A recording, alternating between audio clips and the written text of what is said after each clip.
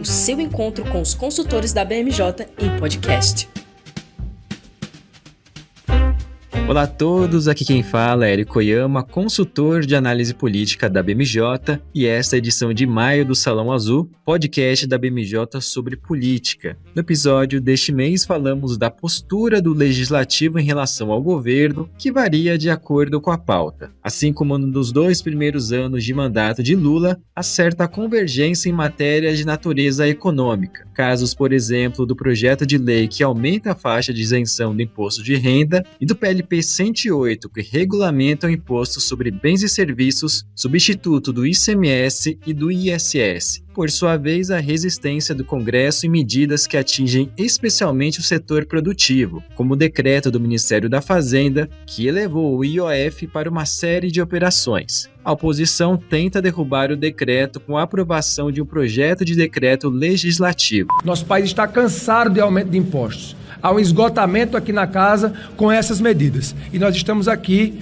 de público comunicando que a Câmara voltará a avaliar na semana seguinte, a semana que vem, a pautar o projeto de decreto legislativo que susta a medida do governo para as operações financeiras. O ministro da Fazenda, Fernando Haddad, reuniu-se com os presidentes da Câmara e do Senado e, ao sair do encontro, foi taxativo sobre a adoção de medidas alternativas. Nós recebemos da FEBRABAN uma série de sugestões, estamos analisando, e falei dos problemas constitucionais, de você prever receita imediata, falei da questão regulatória, que também nós estamos enfrentando com essa medida, e falei de uma agenda estrutural que cobrada pelos 2 presidentes, para que fosse apresentada para os líderes. Antes disso, no dia do anúncio da elevação do IOF, o governo recuou de um dos pontos do decreto, relativo a aportes no exterior por fundos nacionais. O motivo? Receio de repercussão negativa nas redes sociais. Foi um movimento que mostra a preocupação do Planalto em evitar novas crises de comunicação, uma vez que estamos a pouco mais de um ano das eleições de 2026. Por falar nisso, ganha corpo o xadrez político de olho no pleito do próximo ano. Houve a federação do União Brasil com progressistas e outros partidos negociam federações e fusões.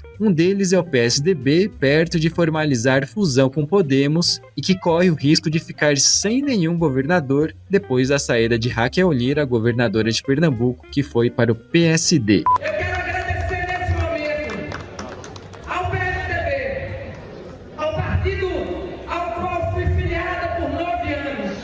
Que me deu condição de disputar 3 eleições majoritárias, as 2 de prefeita de Caruaru e a de governadora de Pernambuco. E para falar desses tópicos, desses temas, desses assuntos, temos 2 convidados especiais. Ariel Camon, coordenador do time de estados e municípios da BMJ. Seja muito bem-vindo, Ariel. Olá, Érico, Gabi, olá a todas e todos que nos acompanham nesta edição do Salão Azul. É uma satisfação participar e contribuir com essa análise sobre o processo de rearranjo partidário que estamos acompanhando no país, especialmente com foco nos estados e nas articulações já de olho nas eleições de 2026. Quem também nos acompanha na edição de maio do Salão Azul é a Gabriela Santana, Head de Engajamento da BMJ.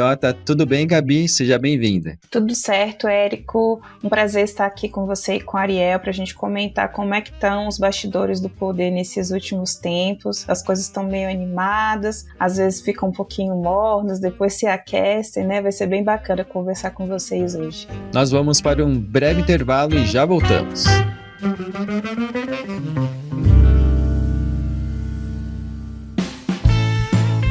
Alguma coisa acontece e as redes sociais são capazes de mudar toda a opinião pública de uma sociedade. Novos tempos precisam de novas soluções. Esteja à frente. BMJ Digital, seu serviço de monitoramento e análise inteligente das redes sociais e internet.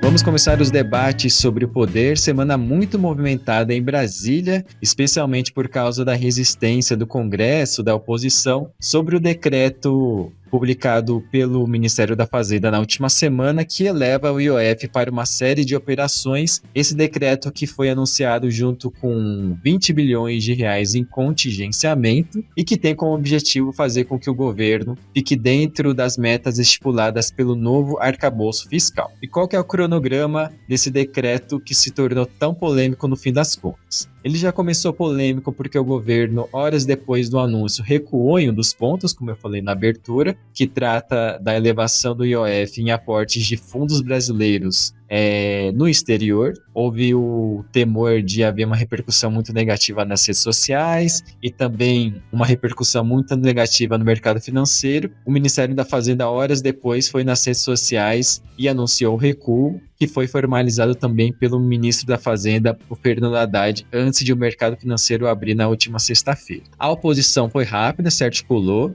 e apresentou, tanto na Câmara como no Senado, PDLs. O que são PDLs? São propostas de decreto legislativo que, caso sejam aprovados, podem derrubar de forma integral ou parcial os dispositivos desse decreto do IOF. E aí o Hugo Mota veio a público, se reuniu com o Haddad, junto com o Davi Alcolumbre, e falou: olha, nós, o Congresso, somos contra esse decreto que foi imposto pelo governo sem uma discussão com o parlamento antes. Então a gente dá um prazo de 10 dias para o governo ou apresentar uma alternativa, ou nós podemos pautar um desses PDLs e o governo fica com risco de ter esse decreto derrubado. Gabi, semana movimentada, agitada, risco de atritos aí entre o legislativo e o executivo. Sendo direto, você vê chances de algum desses PDLs avançar e de que forma esse decreto traz ruídos no relacionamento do Palácio do Planalto com o Congresso? Érico, eu queria começar falando que o governo tem entregado de bandeja para a oposição motivos para ser chicoteado em praça pública, né? Nós tivemos aí primeiro o escândalo do INSS, independente de quando esse problema começou, acabou que estourou a bomba no governo atual e para a população, entenda um governo ou não, que não se responsabiliza e não investiga, né? Só quando a coisa vira realmente pública, o problema é do governo e depois a gente vem aí com o decreto do IOF, vindo do ministro da Fazenda, Fernando Haddad, que dentro do espectro político a gente sabe que seria um sucessor, né, um possível sucessor do Lula, o que mostra também que existe uma desarticulação ali dentro do governo, né? A própria equipe de comunicação do governo também não foi informada sobre o assunto. No momento que o decreto foi publicado, o mercado financeiro, apesar de não estar acordado, né, porque a equipe econômica correu atrás de madrugada para poder sanar alguns pontos mais polêmicos do decreto, já foi dando suas declarações do quão problemático seria esse decreto, né, e aí houve essa contenção de danos que você bem colocou, mas também a falta de articulação junto ao Congresso Nacional em relação a esse decreto, e a gente começou a ver um monte de manifestações, não só dos congressistas de oposição como os de centro, muitos também do governo não se posicionaram contrariamente, mas nos bastidores, em comentários também falaram que foi bastante problemático chegar esse decreto da forma como chegou, e aí a gente vem com mais uma pauta de bandeja para ser apedrejada, né, pela oposição. E nisso a gente teve essa ferramenta do Congresso Nacional, que é o poder fiscalizador, que não é o poder principal do poder legislativo, né? Mas ele tem como fiscalizar o executivo por meio de projeto de decreto legislativo, pedindo a sustação de atos do poder executivo. O que tem sido mais falado é o 214 de 2025, né? Inclusive saiu uma nota, um manifesto, não me lembro se eles estão chamando de nota ou manifesto, mas das principais frentes parlamentares do Congresso Nacional, apoiando esse projeto que pede para sustar o decreto do IOF, e a gente também recebeu uma nota, um manifesto, também não me lembro como eles estão chamando, das confederações e OCB, né, que é a Organização das Cooperativas Brasileiras, contra o PDL, ou contra o decreto do IOF. Então, teve uma conversa ontem, né, um jantar, onde o ministro Haddad convidou os presidentes tanto da Câmara como do Senado Federal, também convidou a ministra Gleisi Hoffmann, da Secretaria de Relações Institucionais, soube também pelas notícias que os líderes do Congresso, Randolph, líder do governo no Senado, também estavam, Jacques Wagner, e da Câmara também, conversaram sobre isso. O ministro Haddad, segundo as informações, foi bastante honesto, dizendo que se esse decreto fosse derrubado, há risco de contingenciamento, né, risco econômico para o país, né, de fechamento das contas públicas. E, a princípio,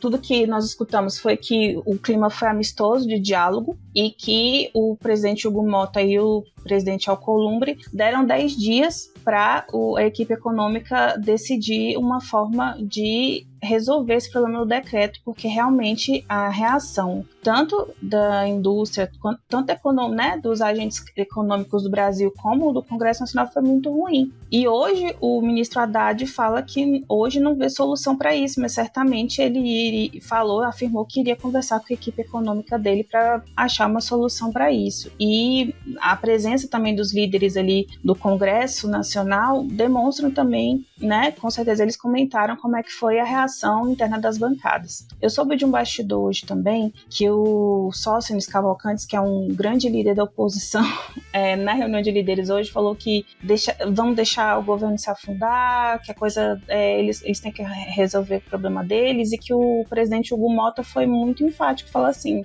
a gente pode não gostar do capitão, mas nós estamos no mesmo barco, né? Eu tô assim parafraseando, que ele não falou isso, eu ouvi outra coisa, mas eu acho que a mensagem que o Hugo Mota falou é isso, a gente tá no Brasil, a gente precisa fazer alguma coisa pelos brasileiros, né? Nós também vamos ser prejudicados se não resolver esse problema. Então foi esse prazo de 10 dias, e aí esses 10 dias eles vêm junto com o encontro dos BRICS em Brasília, que também vai parar a pauta do Congresso Nacional, e vai ser o tempo que a equipe econômica vai ter que trabalhar sobre pena do Congresso Nacional pautar o PDL, que ele tem sido bem aceito, mais bem aceito inclusive do Senado Federal. Então, assim, a gente tem um cenário de que se o projeto de decreto legislativo que susta esse decreto for a votação, ele vai ser sim aprovado, e aí o governo vai ter um grande problema, porque a gente está chegando no segundo semestre. Para você votar medidas tributárias, você precisa respeitar uma série de requisitos, né, noventena, anualidade, aí me desculpem os tributaristas se eu errar aqui em algum termo, mas eu sei que a equipe econômica também tem essa preocupação, mas é um grande pepino que a gente tem hoje, né? São tantas camadas nesse problema, eu espero ter abordado todas elas, mas eu queria também ouvir de vocês aí, o que vocês estão achando de todo esse imbróglio. Como você bem pontuou, Gabi, são várias camadas. A esperança do governo é que Davi Alcolumbre, que tem se apresentado um aliado fiel, pudesse barrar esse PDL caso ele avançasse na Câmara. O Davi Alcolumbre não tinha se manifestado até a noite de quarta-feira, dia 28 de maio, só que na primeira manifestação ele já foi bem enfático contra esse decreto por atingir o setor produtivo, e também o Davi Alcolumbre sabe que,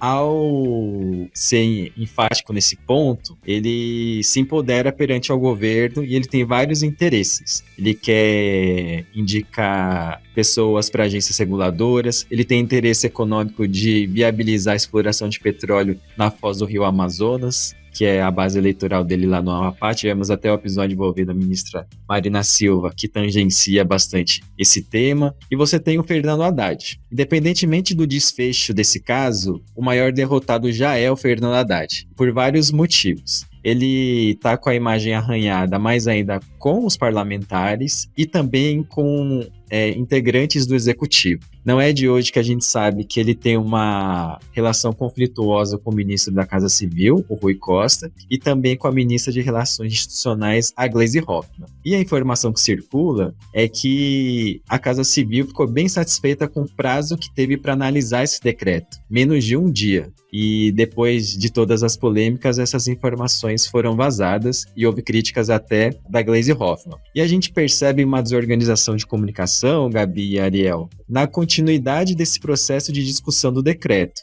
Porque não houve um alinhamento de discurso do próprio Fernando Haddad com o número 2 do Ministério da Fazenda, o Dário Durigan. Por quê? Porque na quarta-feira à tarde, o Dário Durigan falou, depois de uma reunião com o presidente da FEBRABAN, que o Ministério da Fazenda sim estuda alternativas ao decreto do IOF. Já o Haddad, com uma postura mais polêmica, depois de se reunir com os presidentes da Câmara e do Senado, falou o oposto. Não tem alternativa nenhuma. Se esse decreto for derrubado, teremos problemas fiscais. A estratégia que o governo tentou desenhar para pressionar a classe política é dizer que se o decreto for derrubado, haverá mais cortes em emendas parlamentares, que é um mecanismo dos mais importantes para os parlamentares terem contato com suas bases, mas isso não funcionou. Tudo leva a crer que daqui 10 dias, se o governo não apresentar nenhuma alternativa, o Congresso deve sim votar esse PDL e derrubar esse decreto. O Ministério da Fazenda até cogita acionar o Supremo, só que o Mota já falou, se levar esse caso para o Judiciário,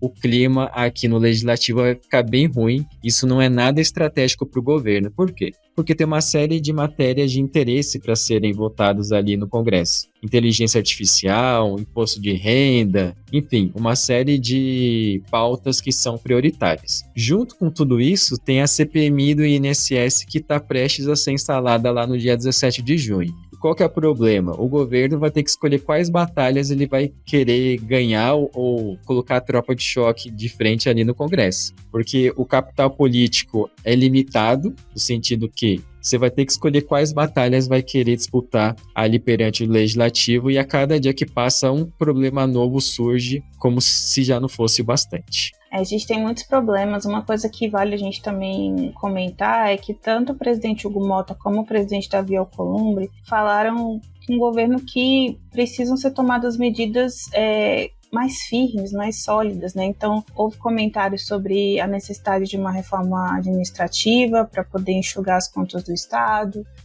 revisão de isenções fiscais, possivelmente talvez começar a taxar as bets também, questão de aumento de taxação de fintechs. Então, qual foi a mensagem do Congresso Nacional para o Poder Executivo? Nós queremos fazer com que o Brasil dê certo, mas a gente precisa de medidas mais seguras, né, e de médio e longo prazo, não medidas que a gente enxuga, né? Enxuga aqui e aí molha do outro lado. Então, essa também foi informação. E isso também deve ter alertado alguns setores econômicos, né, que ficaram preocupados aí sobre questões de isenções fiscais, os próprios fintechs também, né, devem ter ficado preocupados.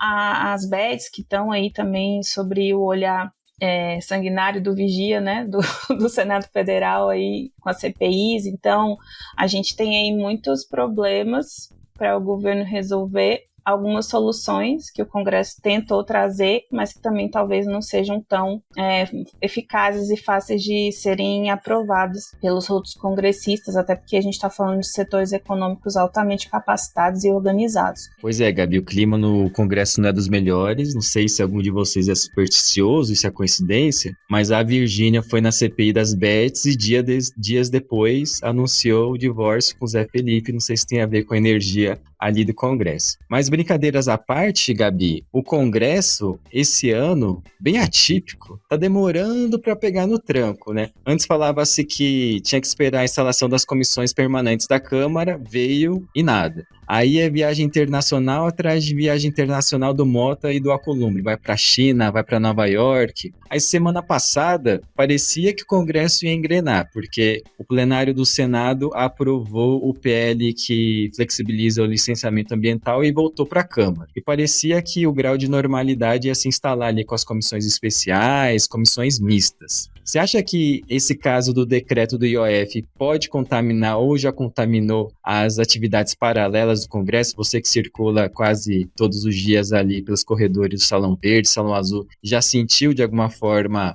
um impacto desse decreto do Ministério da Fazenda sobre a governabilidade e as outras pautas que são tão relevantes? Se o governo não tivesse já sobre crise, eu acho que não teria tanto impacto, né? Eu acho que sim, deu um impactozinho, mas eu acredito que só se o governo não conseguir encontrar uma solução dentro desses 10 dias que o Congresso deu para o Haddad para resolver esse problema, né, do decreto, e aí os PDLs realmente começarem a rodar, é que o problema fica maior. Até agora o problema, vamos dizer, que ficou de stand-by durante esses próximos 10 dias. Eu queria fazer um comentário com você, Érico, né, que eu acho que o Papa Francisco, o finado Papa Francisco, não imaginou que quando ele fosse tentar unificar os calendários da Igreja Ortodoxa com a Igreja Apostólica Romana, ele ia causar uma série de problemas na política brasileira também, né, que a gente teve um atraso no nosso carnaval, que foi em março, por conta disso, né? Porque a gente sabe que o carnaval é pautado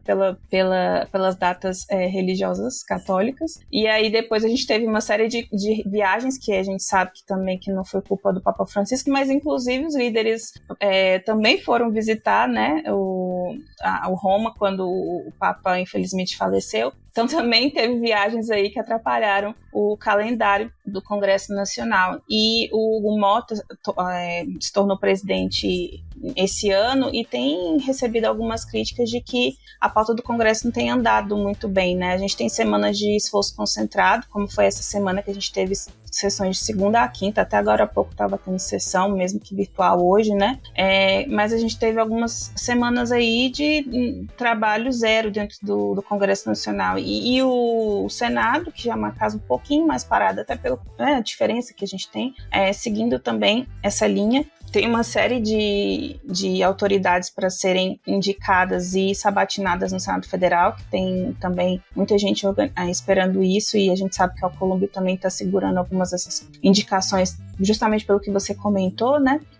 Porque ele sabe do poder de barganha que ele tem, ele quer conseguir algumas questões políticas aí perante o Executivo, perante o governo atual, mas isso está acontecendo sim. A gente tem esse Congresso meio estranho, acelera um pouco, aí para, né? Semana que vem a gente só vai ter uma sessão na segunda-feira, vai ser também virtual por conta dos BRICS, e a gente está chegando num período super importante aqui no Brasil, principalmente para as regiões Norte e Nordeste, que é o São João. Então a gente também tem um calendário um pouco mais apertado. Inclusive na reunião hoje de líderes da Câmara dos Deputados foi discutido o calendário para junho. Eles decidiram fazer sessões na semana do São João, no dia 24, mas virtuais, seria 25 e 26, se não me engano. A gente não sabe se vai se manter isso, mas justamente porque os congressistas eles começam a ficar mais dentro das suas bases, não só por conta dessas festividades juninas, mas também porque a gente está começando a chegar perto do período eleitoral nacional do ano que vem. E eu escutei ontem de um parlamentar de que agora é hora de ficar mais,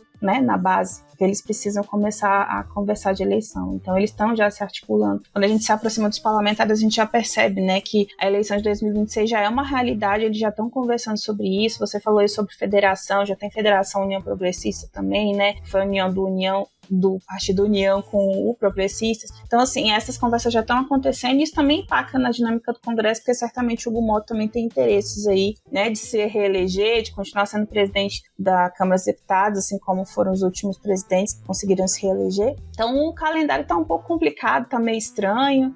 Eu não sei se eu gosto, se eu não gosto, porque ao mesmo tempo que a gente tem uma semana tranquila, tem uma semana que é o caos na Terra, né? Semana passada foi marcha dos prefeitos, as casas lotadas, né? Eles preocupados com as questões de emendas. Essa semana também uma série de projetos de lei foram votados, assim. Ainda ficaram algumas pautas remanescentes para segunda-feira, mas tá estranho, tá estranho esse morde-a-sopra aí do calendário do Congresso Nacional. Bem pontuado, Gabi. A gente ainda tem o feriado de Corpus Christi na quinta-feira, e esse ano, de forma típica, temos muitos feriados de quinta ou terça, o que viabiliza pontes e o Congresso acaba definindo não realizar trabalhos. Tem as festas juninas, que você bem destacou, e o presidente da Câmara, Hugo Mota, é da Paraíba, ou seja, provavelmente será figura ausente. E sobre o Papa, é curioso que na viagem entre as lideranças do poder político aqui do Brasil lá para o velório do Papa Francisco, houve ali um arranjo entre o Executivo, o Legislativo e o Judiciário com relação ao PL da anistia. Só que o PL da anistia foi resolvido, aí veio o INSS, agora o decreto do IOF, enfim.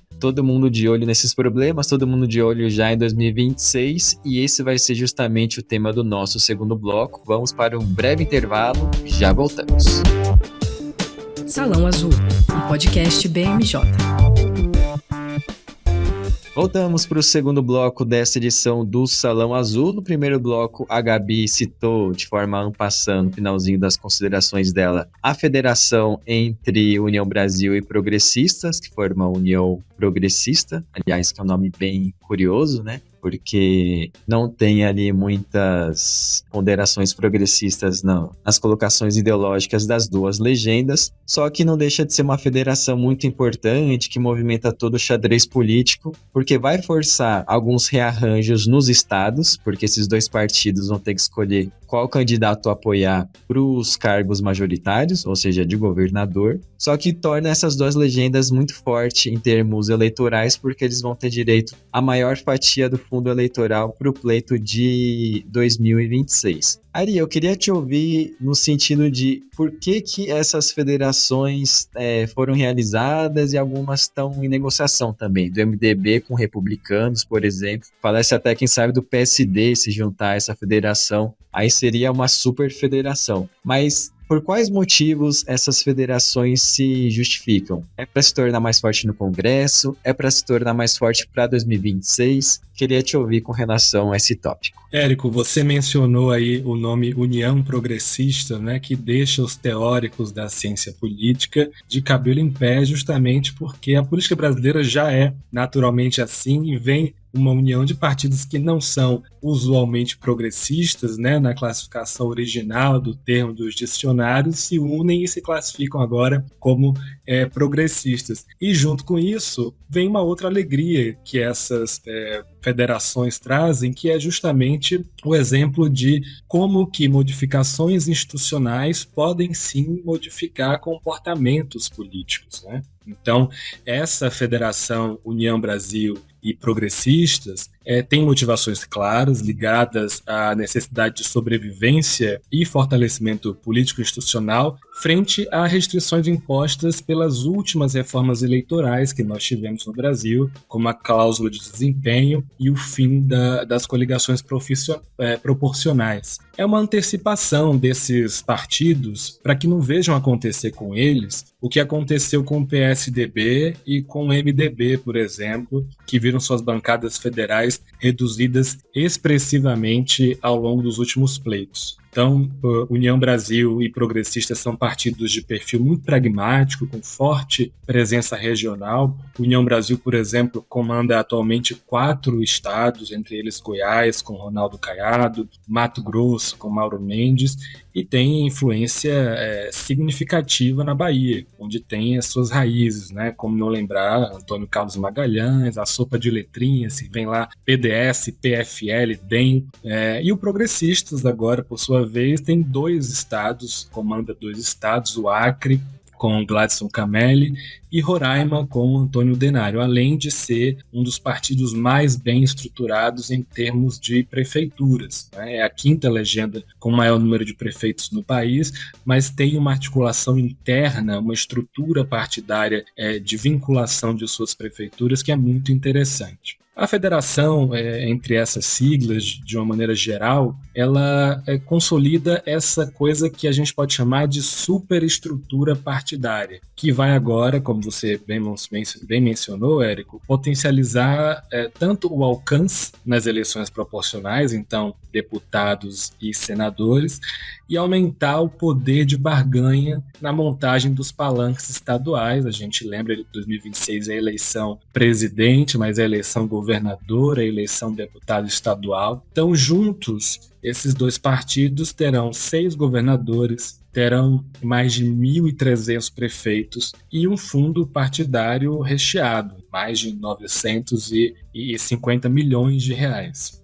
Bom demais, né? Faz sentido. Agora, essa união, ela não está isenta de desafios, porque há estados e municípios onde União Brasil e PP são adversários locais, com lideranças importantes tendo um histórico de confronto eleitoral. Isso acontece no Maranhão, no Pará, a gente tem casos no Rio Grande do Sul também. Essas situações já implicam em negociações complexas para acomodar os interesses regionais dentro dessa lógica federativa que é de unidade nacional. Então, o que a gente vê nos noticiários, né? Os nomes nacionais desses partidos, Antônio Rueda, Ciro Nogueira, vociferam quanto a federação os fortalece e no microscópico ali nas suas bases, com prefeitos, vereadores, precisam ouvir desagrados e resolver problemas. Isso gera, sem dúvida, um desgaste interno. Ari, você muito bem citou os rearranjos regionais que terão que ser feitos. Vou citar o exemplo do estado do Paraná. O senador Sérgio Moro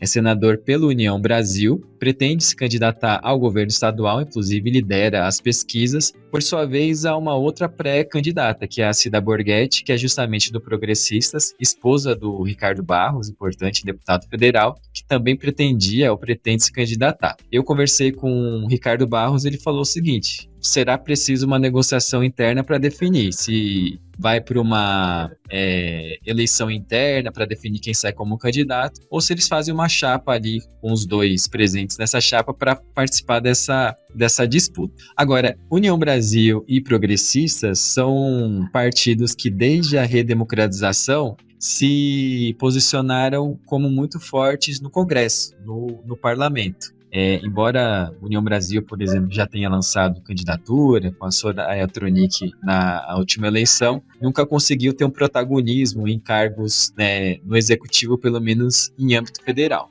Só que em 2026 pode ser que a postura seja diferente e as lideranças, o Ciro Nogueira e o Antônio Rueda, também já têm declarado que pretendem estar presentes, quem sabe, quanto vice de algum dos principais candidatos. União Brasil tem a pré-candidatura do Ronaldo Caiado, que é governador de Goiás, só que no lançamento da pré-candidatura na Bahia não houve a presença sequer do presidente do União Brasil, Antônio Rueda. Qual que é o acordo com Caiado? Se você alcançar 2 dígitos nas pesquisas, até maio do ano que vem a gente te lança como candidato. Caso contrário, não. E hoje ele é muito pouco conhecido da população fora do eixo ali do Centro-Oeste. Agora, Ari, um outro partido respira por aparelhos, teve que angariar senadores recentemente para conseguir respeitar as cotas mínimas exigidas, que é o PSDB. É um partido que já teve o presidente da República, com Fernando Henrique Cardoso, foi protagonista ali nas disputas subsequentes em 2002, 2006, 2010, 2014, e depois disso, ladeira abaixo. Chegou a ter 3 governadores eleitos em 2022, só que agora só tem um, porque a Raquel Lira, governadora de Pernambuco, foi para o PSD do Gilberto Kassab, e o Riedel provavelmente vai para algum outro destino também. Eu queria saber, assim, o PSDB foi obrigado a fazer uma fusão com o Podemos, e o que essa transferência da Raquel Lira para o PSD sinaliza politicamente? A gente estava falando justamente dessa federação de 2 gigantes, União Brasil e Progressistas, e uma federação dessa proporção cria uma pressão indireta sobre outras legendas. Esse é o caso da fusão do PSDB com o Podemos. O PSDB atravessa um processo de desidratação que é expressivo, que se aprofundou ali após as eleições de 2022, e como você mencionou, Érico, o partido perdeu boa parte da sua presença institucional nos estados. A saída de Raquel Lira, governadora de Pernambuco, foi emblemática, ela foi para o PSD, um evento pomposo lá no Palácio das Princesas no Recife, que a BMJ acompanhou presencialmente, e agora Eduardo Leite, também do Rio Grande do Sul, deixa PSDB e vai para o PSD. E há esse risco da saída de Eduardo Riedel, do governador do Mato Grosso do Sul, outro importante ativo tucano, que também agora estaria sendo cortejado pelo PSD e pelo PP. Se isso se confirmar, aí PSDB pode chegar a 2026 sem qualquer governador, um cenário inédito e que compromete severamente essa relevância de um partido que, como você disse, teve presidente da República e polarizou diversas eleições da democracia brasileira, mas também perde a relevância de articulação nacional. Então a fusão com o Podemos surge como uma resposta estratégica a esse quadro, né? O Podemos, embora menor,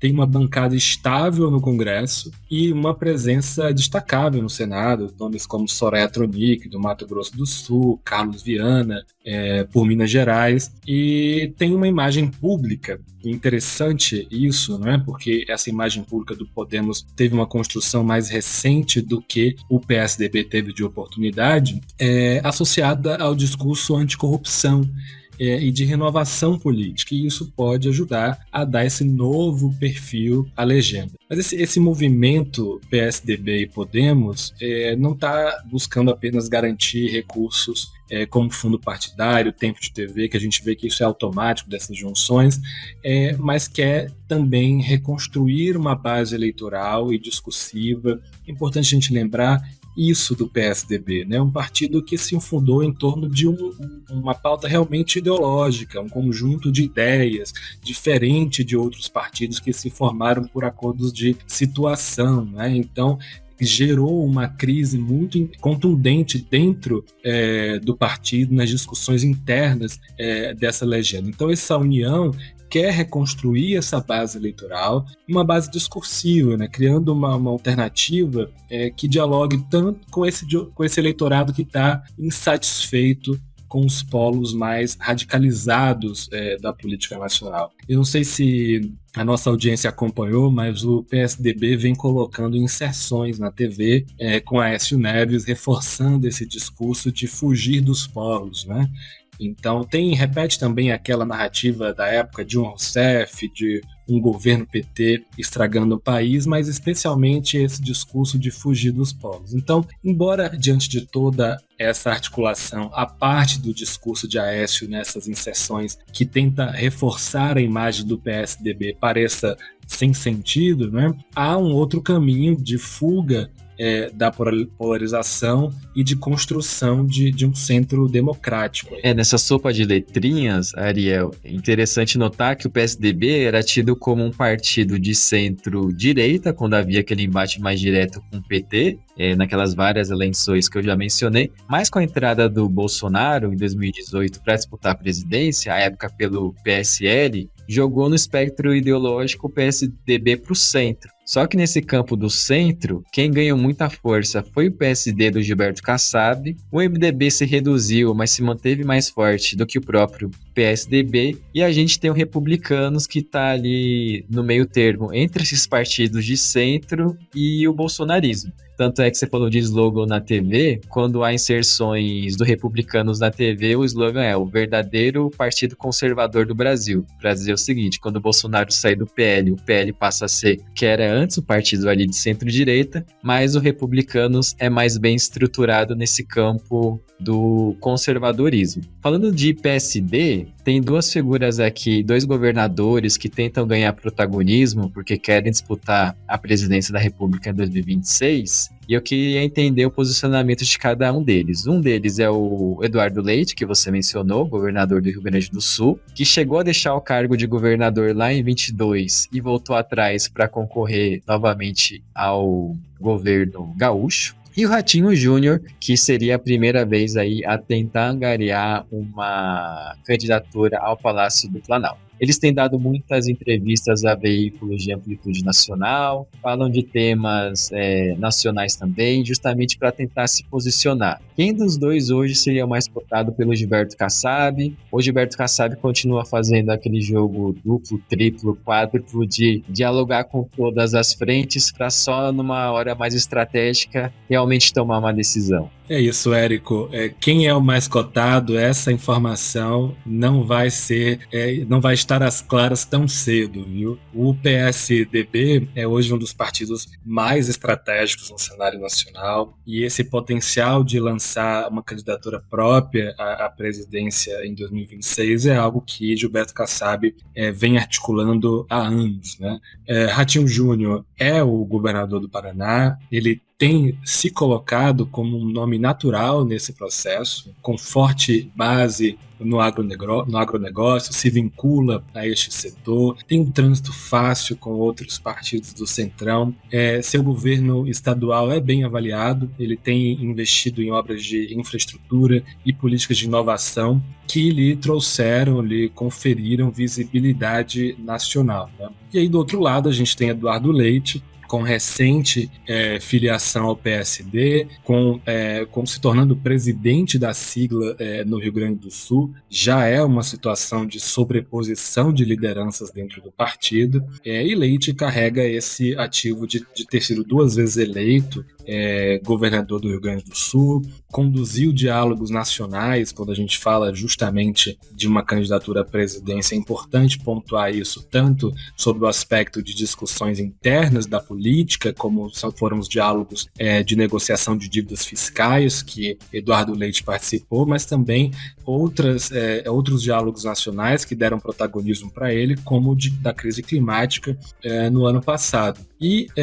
ele é visto como um nome mais palatável, e aí esse é um ponto importante, tá? Para setores do centro e centro-esquerda, especialmente no sul e no sudeste. Essa disputa vai, por fim, capilarizar ainda mais nas articulações estaduais. Por exemplo, lá no Paraná, Ratinho Júnior tem uma força indiscutível, mas essa filiação de Eduardo Leite ao PSD já reorganiza os apoios no Rio Grande do Sul e até mesmo em São Paulo e em Minas Gerais, onde ele tem bom trânsito com setores empresariais, lideranças do seu novo partido. Nós não podemos esquecer uma série de conjuntos de jantares e reuniões que Eduardo Leite fez durante essas negociações de proporção nacional que ele participou e que são, com certeza, materializações dos vínculos que ele construiu ali. Agora, é importante observar que essa disputa interna, embora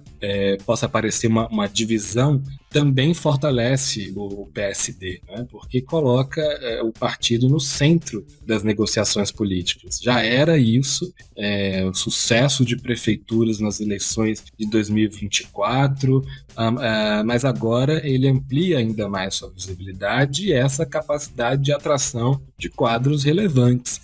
Os demais partidos, as federações vão querer conversar com o PSD ainda mais. O grande desafio para Kassab, sem nenhuma dúvida sobre a capacidade dele, será de administrar essas lideranças, né, para garantir o que a gente pode chamar de uma unidade partidária, e para evitar que aconteça com o PSD erros de outros partidos que, essa situação muito típica, abrigam diversas candidaturas e acabam se fragmentando ou enfraquecendo.